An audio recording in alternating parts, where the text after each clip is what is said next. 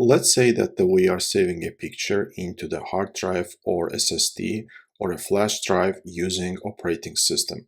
But operating system does not have a direct access to the hard drive or SSD. It relies on the file system in order to save files to the hard drive. So what's a file system? File system is like your computer's library system. It tells operating system where files are stored, how to find them, and how to keep everything organized. Without it, disk would be just a chaotic block of bits. So file system isn't just a single program, it's a set of kernel modules, drivers, and utilities inside of the operating system. If we compare with the library, it's like a library catalog that knows where every book, in our case file, is stored on the shelves. In our case, it's a disk blocks. First, let's take a look at how the files are stored on a hard drive. So under the hood, every file becomes a series of zeros and ones stored magnetically on a hard disk or electrically inside an SSD. So for the hard disk, we have tracks and sectors where files are physically stored, and for the SSD, we have cells. If they are charged, they represent 1. If they are empty, they represent 0. To sum up, zeros and ones, either magnetic or electrical states, and these states remain after shutdown, which is called non-volatile storage. The magnetic or electrical states remain. That's why your files don't disappear even the power is off. Now let's take a look at how exactly a file is stored on a hard drive. So for that, let's take an example of a file. Let's say that we have a picture and with the size of the 12 kilobyte. And in the file system, one disk block is 4 kilobyte. So 12 divided by 4 gives us the 3 disk blocks we need in order to store this file. So the first thing that the file system does is file system finds 3 blocks to write the data. So for example, in our case, let's say that the disk blocks 12, 13, and the 15 is available. So the file will be stored in those disk blocks. Another step that file system does is it updates its index, a map of where every piece of that file lives. So it updates also metadata table. So for example, it stores the information about where exactly the file stored, the size of it, and who is the owner of that file. So it also, when we request that file, the file system reassembles it for us. Now our file is mapped to a disk blocks. Now let's see that where physically our file is stored. So for that, let's take an example of a hard drive. On a spinning hard drive, we have the disk surface. It's divided into tracks, concentric circles. Each track is divided into sectors, smallest readable chunks, usually 512 bytes. And each sector has its address like a cylinder head sector, often shortened as LBA, logical block address. So in our case, what happens in reality is that disk blocks they are mapped to the physical sectors.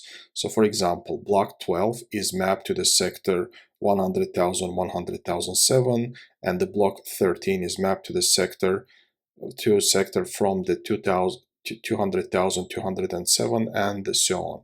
Each operating system has its own file design, optimized for different goals such as performance, reliability, and the modern hardware.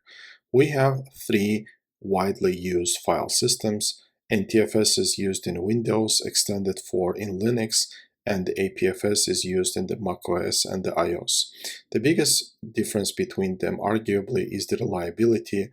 NTFS and ext4, they use journaling, and the APFS is using copy on write.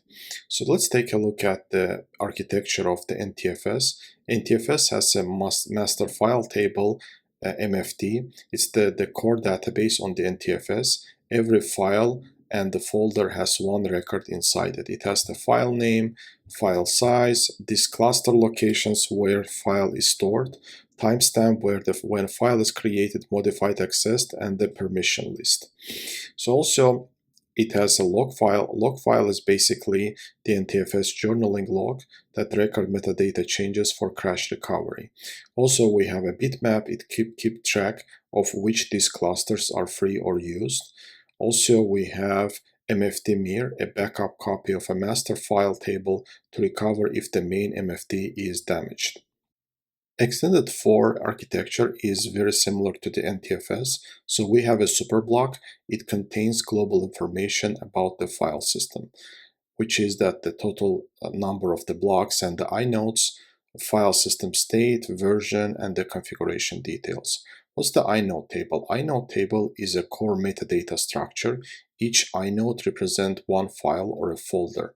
It stores file owner and the permissions, points to the data blocks where the content are stored. Also, we have a data blocks. It holds the actual content of the file. And we have a journal as in the NTFS. It logs metadata before writing, helps recover the file system quickly after the crash, and ensure consistency and reduces corruption risk. APFS architecture is different. First, we have a container. It's a top-level storage pool that holds one or more volumes. Volumes is for each file, we have a one volume. So volume behaves like an independent file system within the container. Also, we have a B-tree metadata. It organizes file information efficiently for the fast lookup. So the next one is that, as I mentioned earlier, one of the major difference for the APFS architecture that it uses for journaling, it uses copy on write. So instead of overwriting data, APFS writes a new data elsewhere and updates the pointers. So also we have a snapshots and we have encryption built in, support full volume and the multi-key encryption. Why file system even matters? Without file system, operating system wouldn't even boot. What it means is every app that we are using, every saved project, every photo, all exists thanks to the structured file organization. So if we sum up, we have an applications that are using operating system and operating systems using a file system in order to store the data into the hard drive into ones and zeros. So to sum up, file system, it tracks billions of files, it prevents overlap, and it provides security and the recovery.